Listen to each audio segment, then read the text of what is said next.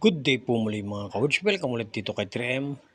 Mga gawain na mga walang magawa. Yan po yung original na introduction po ni 3M. So ngayon po ang inyong natutunghayan dito sa video na ito ay kasalukuyan pong nag-lecture si 3M sa kanyang bisita na kung saan ay mga newbies po or first time shooter.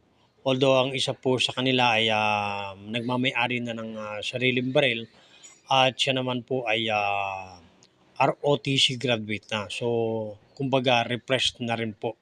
At ang isa naman po, dalawa ay talagang first timer po. So, ang isa po ay na bagong acquire niya po yung kanyang pistol.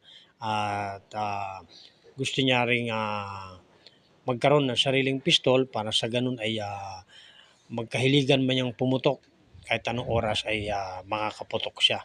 Pero siyempre, bahagian natin siya ng kaalaman tungkol sa fundamentals of marksmanship.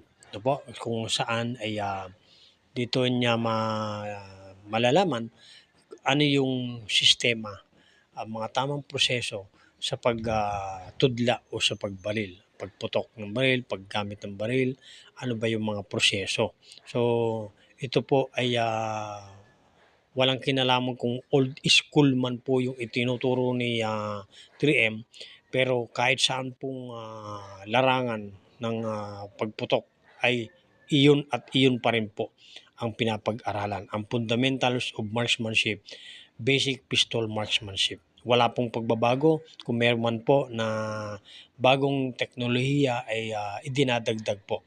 So, ang number one po dito na itinuturo din ay ang 4 cardinal rules of gun safety. Kaya po, team na nakikinig po ang ating mga bisita at pagkatapos po ng ilang oras na lecture ay magkakameron na po ng pagputok ang bawat isa para na sa ganun ay ma-experience at yung tamang sistema ng pagputok ng baril. Ayan po mga ka-Woods. Kaya muli dito po sa ginagawa ni 3M ay talaga ng mga porsigido siya na ibahagi ang nalalaman niya sa patungkol sa pagbaril o pagputok ng baril. Kaya naman po mga ka-Woods, maraming pong salamat sa panonood at shoutout po sa lahat ng followers. Shoutout po sa lahat ng viewers. Maraming salamat po at balik putok.